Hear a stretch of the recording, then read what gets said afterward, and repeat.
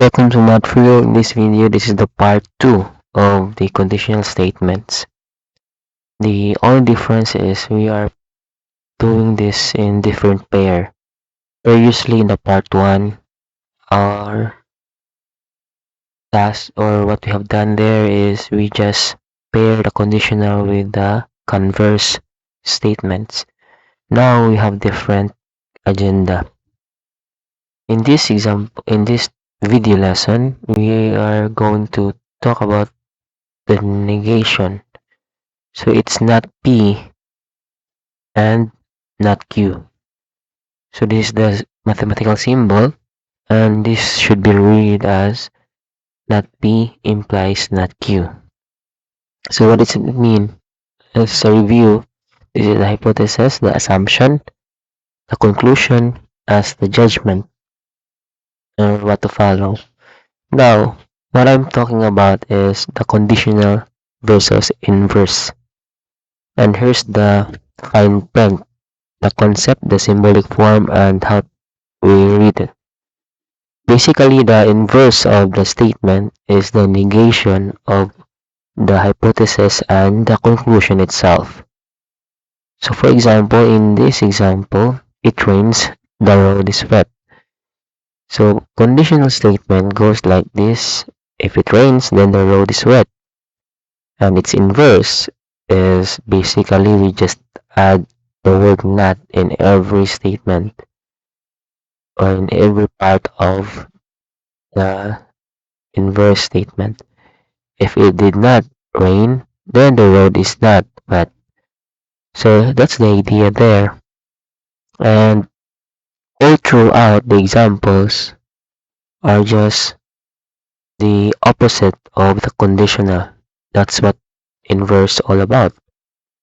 So in example number 2, two segments are congruent, they have equal lengths.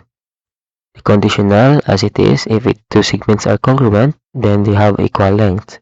The inverse, you can guess, the answer is if two segments are not congruent, then they do not have equal lengths.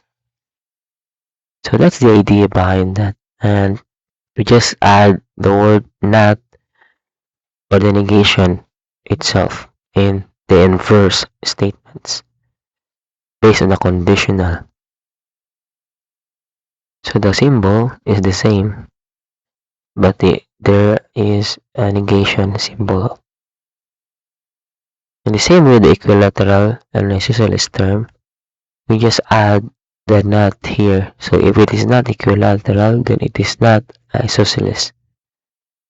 And number 4 statement, if you have time, you can give your own idea there. You have conditional statement and the inverse statement as well.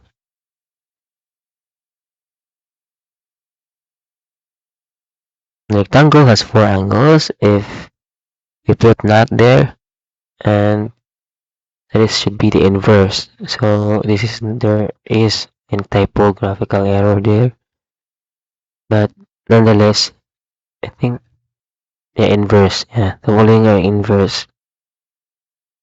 So as you can see, the example are just the same. You just need to put the negation of the conditional to make it as inverse statement. And to wrap up, still there's a truth value there, and the inverse statement. So if you have time, you can do this worksheet number 1, 5 items. Worksheet number 2, and there you have it.